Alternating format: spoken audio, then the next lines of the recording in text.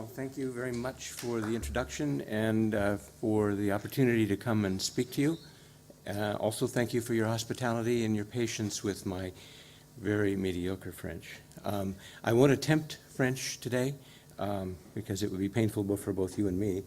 But what I will do is give you some history.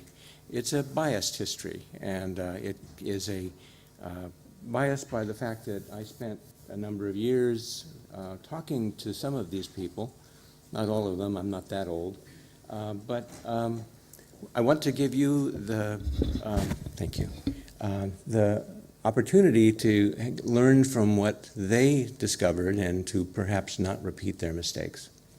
So this is probably the theme of this talk from my countryman Mark Twain. We'll see how that fits in later.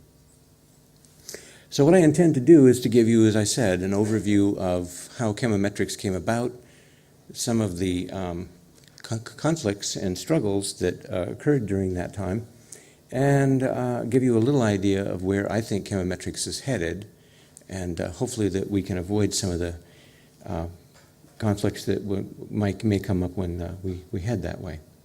I'm going to do this in a way that's very different than my normal talks. There's no equations, there's very little chemistry, and for the most part, this is all about history. So this is the sort of thing I would have a lunch with my students and we'd talk about these things. They love this type of stuff because they get all the juicy stuff that you never see published. So let's get started. I'm going to talk first of all about two worlds. Leo Breiman, who's a very famous statistician and, as it turns out, a machine learner, had the thought that there were two fields or two worlds of statistics. I'm going to show you that chemometrics also has its two worlds, and that they sometimes come in conflict, sometimes they tend to agree. We'll start with the first chemometrician, and we'll start with the statistical world that he actually created. This is Gossett, otherwise known as student. Gossett was the first chemometrician because he was an analytical chemist. He was trained at Oxford in analytical chemistry, went to work for Guinness, and discovered when he was doing quality assurance that he needed some mathematical treatment to be able to account for some of the things he was seeing. So he developed the t-statistic on his own.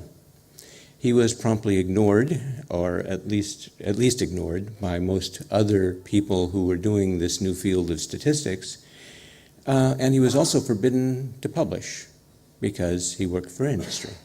And this is something that many chemometricians will encounter. We're sitting on a paper right now that's 3 years in the queue, waiting for approval to publish, because we need that before we send it out. So when Gossett was starting, he realized he needed some credentials, and so he went to get his degree with Carl Pearson. And Carl Pearson is our next person I want to talk briefly about. Carl Pearson was the father of mathematical statistics. He was a polymath. In English, that means he did everything, and he did everything well. And he was the starter of the Biometrics Journal. He was a biometrician, and he was very good at branding things. You're going to hear that word a lot, because chemometrics is all about branding, okay? It's what you sell to other people when you brand something.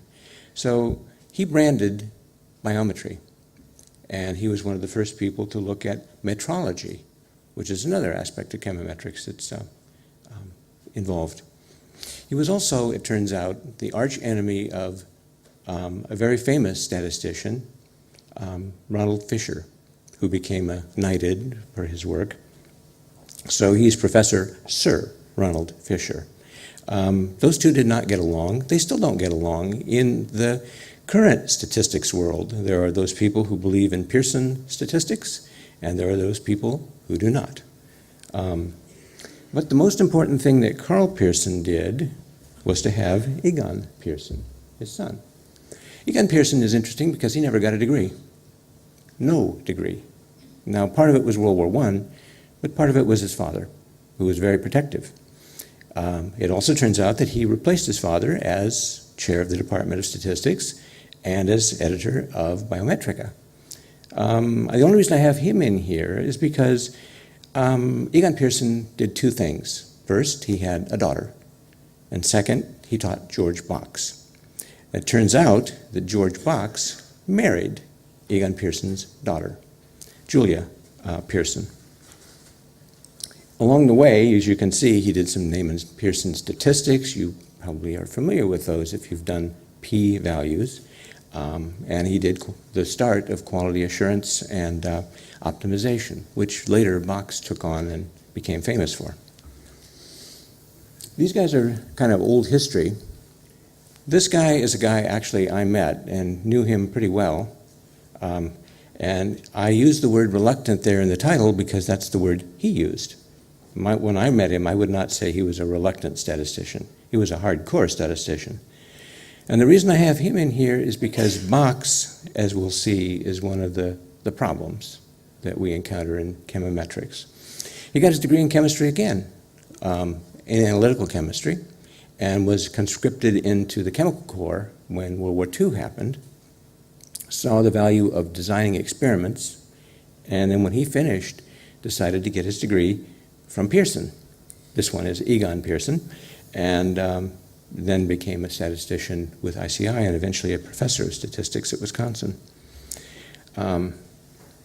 He was quite the expert at branding things, branding both quality assurance and experimental design, and then eventually his form of statistics. And that leads us to a little bit of a sidetrack, Hermann Vold. Hermann Vold is also in here because he was also a person interested in applications of statistics, but his applications were in econometrics. He didn't brand econometrics, he simply did it and did it very well. He eventually became a member of the Swedish Royal Academy, voted on the Economics Nobel Prize until he died, and was famous for things that you probably don't know about. The Vold decomposition of time series. Most people in chemometrics don't do time series. But this is a big deal if you do econometrics, or if you do something today called quantitative finance, which is where the money is right now in data analysis. It means predicting things like the stock market. He also did something called projection to latent structures, which eventually became known by its other acronym or term as partial least squares.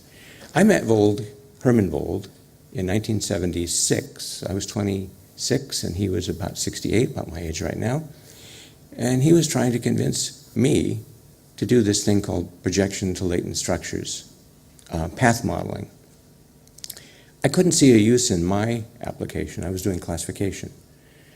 So I told him, well, I don't know, I can't see it. And he was a little frustrated with that, but he went around and he eventually sold it to his son, who was a physical organic chemist and was, at the time, just starting to get involved really in data analysis, eventually with Simca.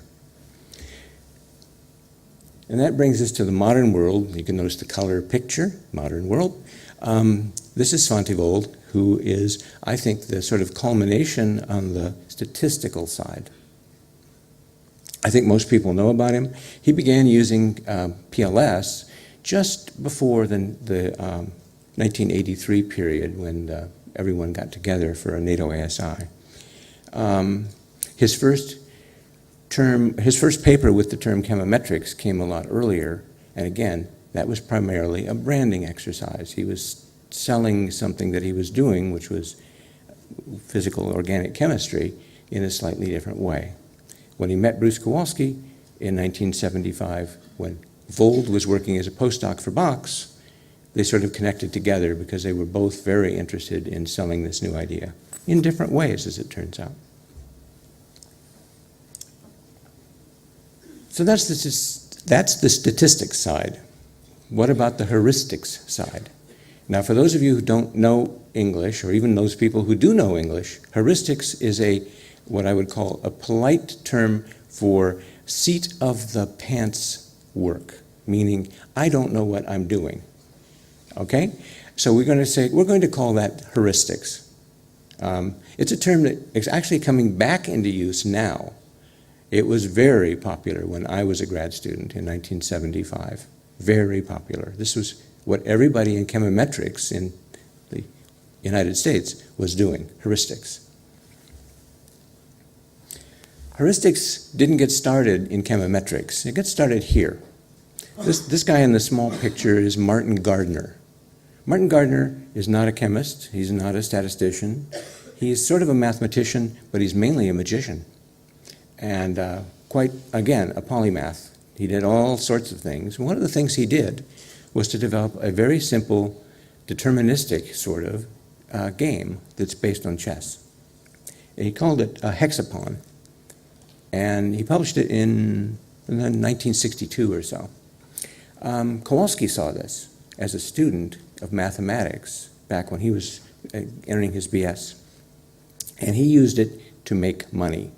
He used it to make beer money by betting against students and betting that they couldn't beat at the time, the computer. The computer was a series of matchboxes with marbles. He eventually used matchsticks too. And the idea was the computer learned from mistakes. That was a big thing, and that was Bruce's attraction to artificial intelligence and machine learning. And I want to stress that you're hearing those terms now, and they're not the same thing. You're going to hear them used interchangeably, but they're different. What Bruce was doing was machine learning, wasn't artificial intelligence. And that's what's currently happening in the data analysis field now. So Bruce saw this heuristics and got the idea of something called the linear learning machine. I put this slide in because I've got to have a slide with some math to keep my chemometric credentials. The Chemometrics Guild checks these talks, and if I don't have at least 2 equations, they kick me out. So I've got my 2 equations in this talk. So here you see them, okay? Everybody's satisfied, there's 2 equations. Basic idea is that this thing learns from its mistakes. You put an arbitrary hyperplane in to separate 2 classes, and then you adjust the position of the hyperplane until it does about as well as it can for the 2 classes. That's it. It's done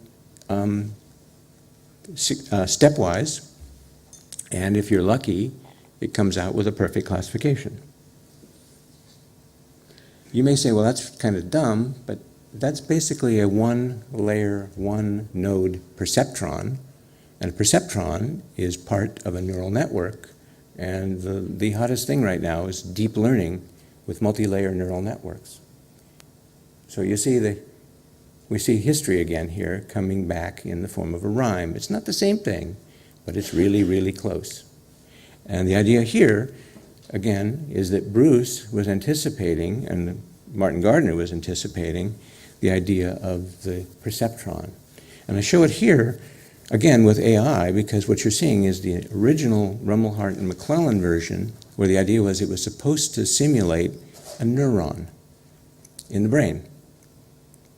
In the 1990s, when I was doing neural networks, people thought that that was a reasonable approximation. Eventually, people became less convinced that that was a reasonable approximation. But the perceptron has stuck, and this structure has stuck.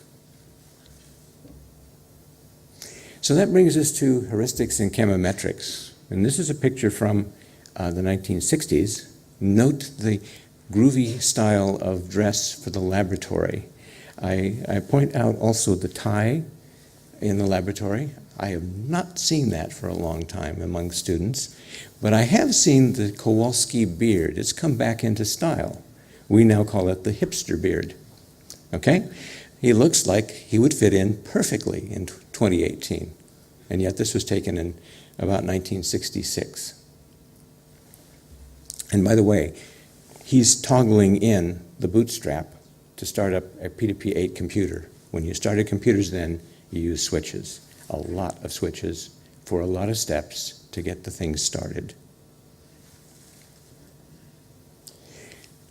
Professor Kowalski started working under Thomas Eisenhower, who's another analytical chemist. Eisenhower has a somewhat complicated relationship with chemometrics. He didn't believe in it. He wasn't convinced of what Bruce wanted to do, and he really wasn't convinced afterward. But there was fame and money, and so he did it for a while. But this is the first sort of split off in heuristics. Kowalski wanted to have a great tent and have all sorts of things in chemometrics, and there was a conflict with Eisenhower, who was interested in making his own career, and so he ended up splitting off the molecular modeling part. You don't see any chemometrics being done with molecular modeling, and you might wonder why. This is why. He took his journal in a slightly different direction, and with it, publications from that. So while he graduated several students, Gers Kowalski and Peter Harrington are ones that come to mind, he didn't really advance the field of chemometrics as we know it. But this guy did, quite a bit. And this is my favorite picture of him. This is not the official UW picture. This is a real Kowalski picture. This is who he was. And you get a lot of a sense of the man from the picture. He was the father of a lot of things in chemometrics. I won't read them all. You can see for yourself. But the main thing he did was he branded it as a new field, and he sold it relentlessly to people in the granting agencies, to people in the science community, and so on. And he became the face of chemometrics, at least in the United States.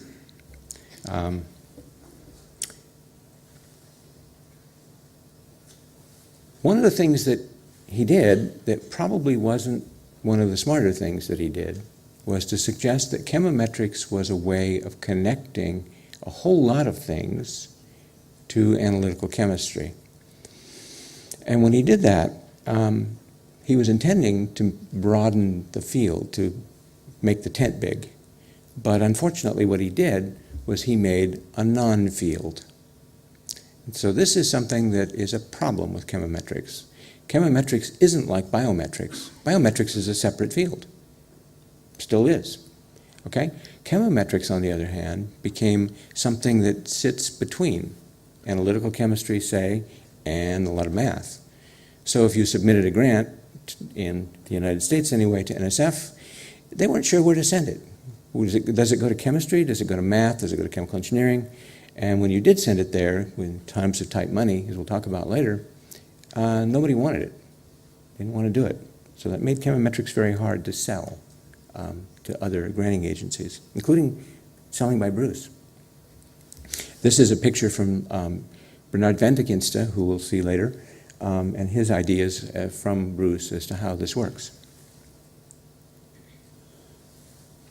I think the culmination of the statistics and the heuristics side of chemometrics occurred in 1983, when pretty much everyone got together for 2 weeks in a little town outside of Cosenza in September. We got together and met for 2 weeks with Gordon Conference-style lectures, morning and evening, because it was very hot. And these are some of the topics that were covered with some of the names. For those of you who've been in the field a while, you'll recognize some of the names. But the important thing is that you don't recognize all of the names. Okay? This is where everyone in Europe discovered what Kowalski was doing, the heuristic side, and everyone in the US discovered what people like Vold and particularly Martins and Ness were doing on the more statistics side. And it led to a huge blossoming of research for about 20 years. This is an interesting thing that occurred as part of that conference. We got a book, but if you went to the conference, Paul Gelati sent you pictures. So I got essentially trading cards of famous chemometricians. And that's what you see here, my trading cards from the book. So who are these people? Well, this is the top one. Sorry. The top one is, okay, let's try that again. The top one is Stuart Hunter. On the other side is Michel Farina. Down below is Gerrit Hartmann. Then Stan Deming. H.C. Smith. Svante Vold. William Hunter, not related to Stuart. And then a young Harold Martins. all during their lectures at this conference by Paul Galati. After the conference, there was a big push to sort of move chemometrics mainstream, and one of the things that happened was there were 2 journals that came out. The reason there were 2 journals that came out was that an editor from Elsevier left Elsevier, and with it he left with the idea that he would start a journal, because Elsevier was starting a journal.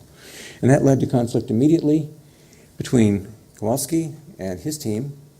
That's Bernard van de Ginste and that other guy. And this guy, Luc Massart, and his team.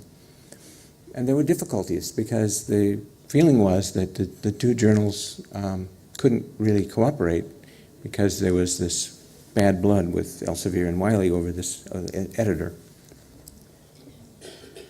It was compounded by the fact that suddenly there were 2 chemometrics books besides that NATO ASI book.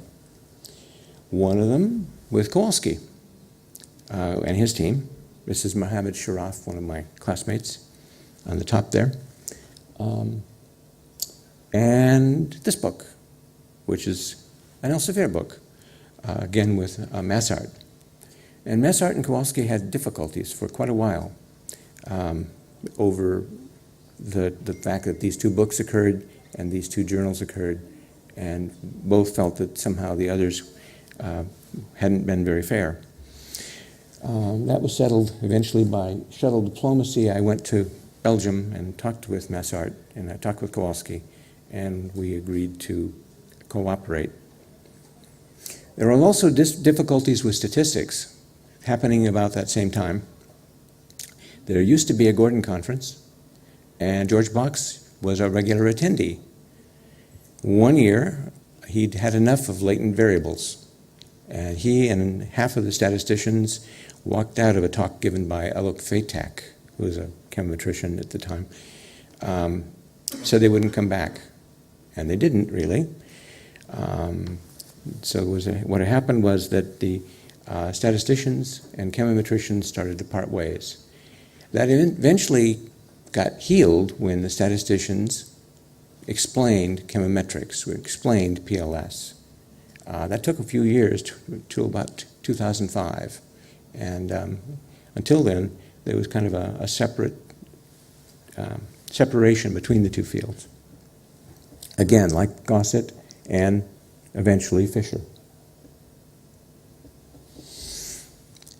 But the statisticians continue to have, shall we say, a dim view of latent variable methods and of machine learning. This is a quote from my discussant at one of the Gordon conferences where I was talking about neural nets, and he wasn't having any of it. He's a rather direct fellow. He's an Oxford Don, and he's the quintessential Oxford Don in many ways.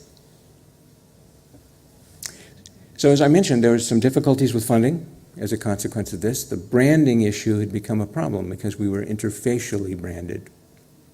It's a separate, but it's not really a separate field. So when analytical chemistry and statistics started having trouble, and they did, chemometrics really had trouble. Academic departments, at least in the US and UK, chose not to hire in those areas, and funding went down the tubes.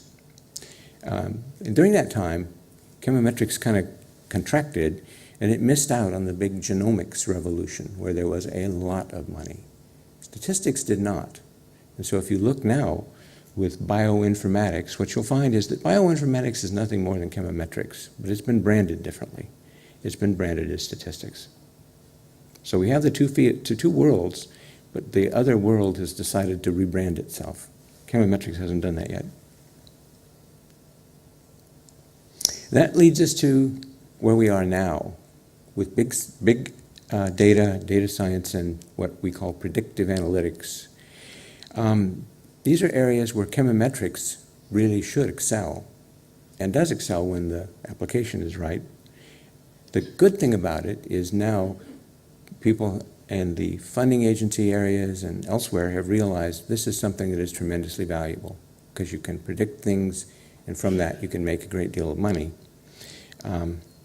As a consequence, there's now very high demand for data analysis and very high demand for students trained in data analysis. But on the downside, this is an area that's moving incredibly rapidly. One of my colleagues had knee surgery and was out for a while, wanted to learn a little bit about data science. And I sent him a couple of just basic things and showed him that every single day there was new software being produced. And he was astounded at the rate of progress.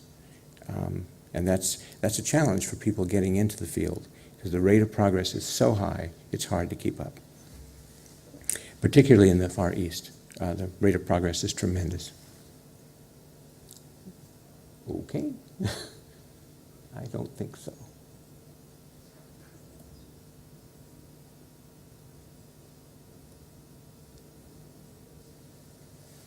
So what's next? That's what Bruce would ask. And I think what you're going to find over the next few years is that machine learning in chemometrics is going to take off. And that's going to be a form of heuristics again. Bruce would like that. In fact, he would love that. That would really please him. So why are we going to need it? Well, I think one reason we're going to need it is new instrumentation. The analytical chemists haven't been just sitting around. They've been developing their own new ways of making measurements of new chemical systems.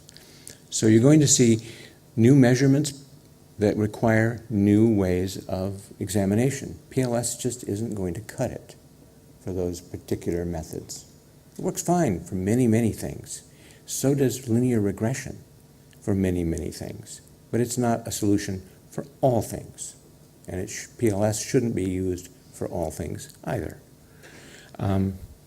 You're going to see a lot more data and model fusion. That's becoming a big deal in big data and predictive analytics. And it's going to be a bigger deal as time passes in chemometrics.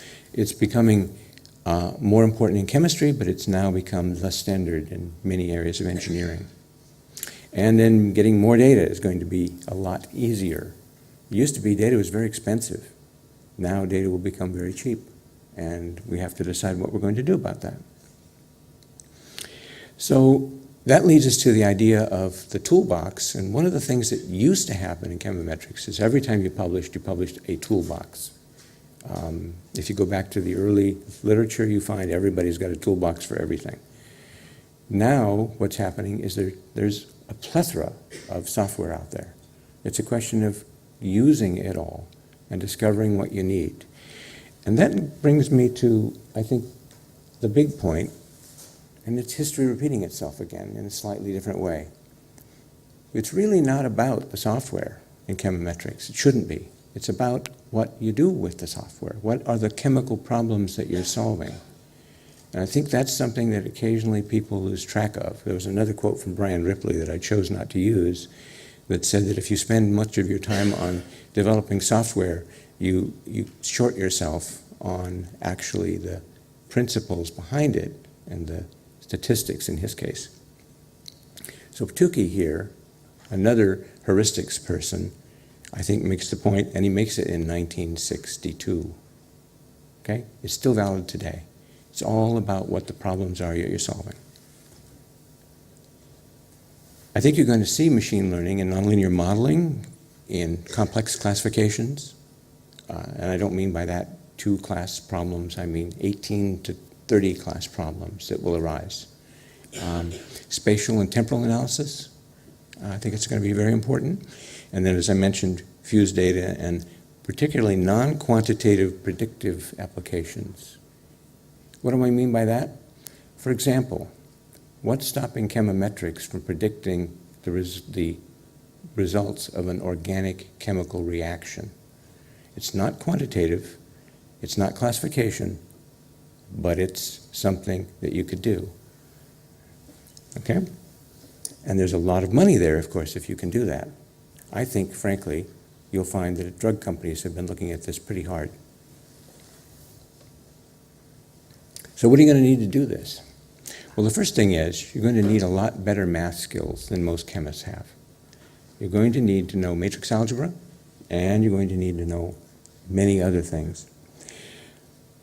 But the most important thing is you're going to need domain knowledge. That's an English buzzword, meaning you got to know something about the field that you're working in. Many, many people have the math skills. Very few people have the math skills and the domain knowledge to use them effectively. And that's what distinguishes a chemometrician. That's where what I would call the critical point is for those of you who are students and those of you who are learning chemometrics. You need strong skills in the chemical metrology, and you need to know the physics and biology or whatever behind your method. And if you do, you're in a position of tremendous power. You also need soft skills. This is the thing I hammer my students on. That means you need to know how to document. That's going to become important because there's going to be something called accountability in research. You're going to be held accountable for what you find and being able to prove that what you find is correct. That's already happening in statistics. It's already in biometrics. It's coming to chemometrics. It's just a question of when. And then working in teams and working with customers and all that stuff are very important, as anyone who has a business in chemometrics can tell you. So how did I do? I think Bruce would agree with all of these things. I think what we tried to tell us at the start were these were the things that were important, that focusing on the problems, focusing on getting the skills down to do those problems are the critical things in chemometrics. So that's pretty much it. I'd like to thank the people who provided the slides. I'd like to thank Manaris de Koven for comments from many, many years. And then I have to thank the people who fund this work, the National Science Foundation of the USA. You might be wondering who Manaris de Koven is. That comes from the old days. There's Manaris. That's a self-portrait generated in Fortran on a line printer in 1977. And Manaris is a lizard. Don't ask why. Okay. So I'll close with this. I think this sums up the talk. And I'll thank you again for your attention and your hospitality.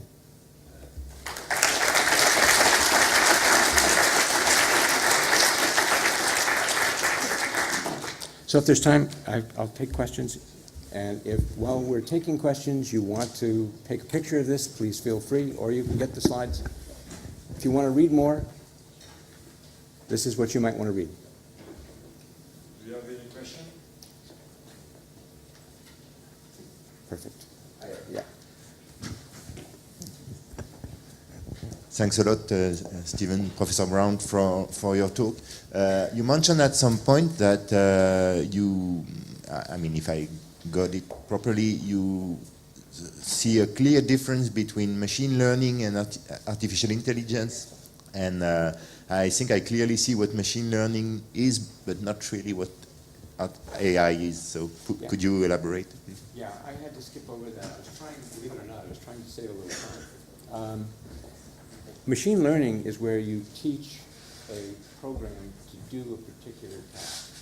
The idea of artificial intelligence, the current media attention might be, say, for example, driving a car with a computer.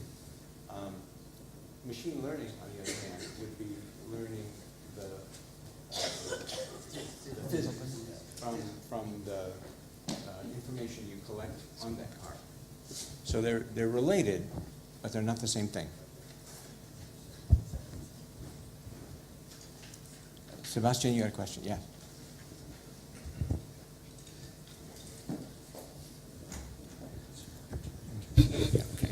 Thanks a lot for your nice presentation. You talked a lot about branding. What is the future for you about the name of chemometrics? That's a great question. I think you're going to find, unfortunately, that there's so many metrics these days, and I can't keep track of them all, that the whole metrics idea will become subsumed into data science. It's already happening in many other fields, and that data science will sort of cover all of those other areas. I heard a talk the day before I flew out to Paris to attend this conference from a candidate in data science at the University of Delaware who was talking about what amounted to chemometrics being applied to fluorescence microscopy done on RNA strands with the aim of understanding rotational parameters. It was chemometrics, but he called it data science, and he was using hidden latent variable Markov models. So there's statistics, machine learning, chemometrics, all branded as data science.